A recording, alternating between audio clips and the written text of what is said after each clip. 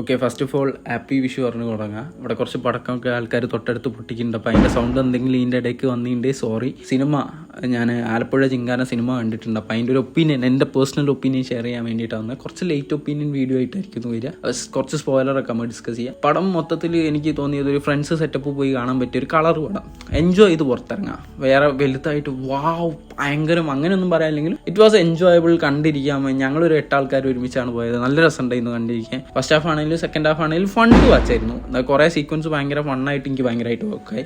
പിന്നെ ഭയങ്കര റിയലിസം കാണിച്ച പോലെ ഉണ്ടായിരുന്നു. അതായത് ഇപ്പോൾ ബോക്സിംഗ് എന്നൊക്കെ പറയുമ്പോൾ എങ്ങനെ അങ്ങനത്തെ ബോക്സിംഗ് സിനിമകളൊക്കെ ഏതെടുത്ത് നോക്കിയാലും ഒരുവിധം എങ്ങനെ പോയാലും നടൻ ലാസ്റ്റ് ജയിക്കും, ആ ഒരു ഇതിലാണ് കൊണ്ടുവെക്കുക. പക്ഷേ ഈ സിനിമ ഭയങ്കര റിയലായിട്ട് പിടിച്ചിട്ട് വരുന്ന എല്ലാവർക്കും ജയമൊന്നുമില്ല, കഴിവുള്ളവർ ജയിക്കും, ആ ഒരു രീതിയിൽ കാണിച്ച മാതിരി ഭയങ്കര വൃത്തിക്ക് കാണിച്ചിരുന്നു ആ സംഭവങ്ങളൊക്കെ. പിന്നെങ്കിൽ ഫസ്റ്റ് ഹാഫിൽ ഭയങ്കര കുറവായിട്ട് തോന്നിയൊരു സംഭവം എന്താ വെച്ചാൽ അതിലൊരു 3 ഹീറോയിൻ ക്യാരക്ടേഴ്സ് പോലെ വരുന്നത്. നെസ്ലന്റെ പോയിന്റ് ഓഫ് വ്യൂലാണ് സ്റ്റോറി നടക്കുന്നത്. അപ്പോൾ ആ ഒരു ക്യാരക്ടറിന് ചുറ്റുമുള്ള കുറച്ച് വിമൻ ക്യാരക്ടേഴ്സിന് ഈ സിനിമയിൽ കാണിക്കും. അപ്പോൾ അവരിൽ ഒരാളെ എന്താ പറയുക, നെസ്ലിൻ സ്നേഹിക്കുന്നതാണോ ഫ്രണ്ടാണോ എന്നൊന്നും മര്യാദയ്ക്കൊരു കാണിക്കാത്ത മാതിരത്തെ ഒരു ക്യാരക്ടർ. എനിക്ക് it's A new generation movie. New ജനറേഷനിൽ എനിക്ക് തന്നെ മനസ്സിലാവാത്ത മാതിരത്തെ ഒരു റിലേഷൻഷിപ്പ് ആയിരുന്നു അവർ തമ്മിൽ. ഫ്രണ്ട്സ് ആണോ അല്ലെങ്കിൽ എന്താ പറയുക അവർ തമ്മിൽ സ്നേഹിക്കുകയാണോ എന്നുള്ള ഒരു കൺഫ്യൂഷൻ ഇങ്ങനെ നിലനിർത്തിക്കൊണ്ടിരിക്കുന്ന ഒരു സംഭവം. ബാക്കി 2 ക്യാരക്ടേഴ്സും ക്ലിയർ ആൻഡ് കട്ടായിരുന്നു. ബാക്കി 2 ആ ഒരു ലേഡി ക്യാരക്ടേഴ്സും അവരുടെ പർപ്പസ് എന്താണെന്നുള്ളത് കറക്റ്റായിട്ട് കാണിക്കുന്ന മാതിരി തോന്നി. പക്ഷേ ഈ ഒറ്റൊരു ക്യാരക്ടറിനെ മാത്രം ഭയങ്കര കൺഫ്യൂസിങ് ആയിരുന്നു. ബാക്കി എല്ലാം കൊണ്ടും സിനിമ ഫണ്ണായിരുന്നു. ചിരിക്കാനൊക്കെ കുറേ മൂമെന്റ്സ് ഉണ്ടായിരുന്നു. എല്ലാവരുടെ ക്യാരക്ടറിനും ഒരു പ്രാധാന്യം കൊടുക്കുന്നുണ്ട്. വന്ന എല്ലാവർക്കും ഏതെങ്കിലും ഒരു സീനിൽ എന്തെങ്കിലും കോമഡിയോ അല്ലെങ്കിൽ ഒരു ആക്ഷനോ എന്തെങ്കിലും വെച്ച് സ്കോർ ചെയ്യാനൊക്കെ കൊടുത്തിട്ടുള്ള ഒരു ഫൺ ടു വാച്ച് പടം. ഫ്രണ്ട്സ് സെറ്റപ്പിലൊക്കെ പോയിരുന്ന് കണ്ടു കഴിഞ്ഞാൽ നല്ല രസത്തിൽ എൻജോയ് ചെയ്യാൻ പറ്റും. വേറെ അധികമൊന്നും പറയാനില്ല, ഒരു നല്ല സിനിമയായിരുന്നു.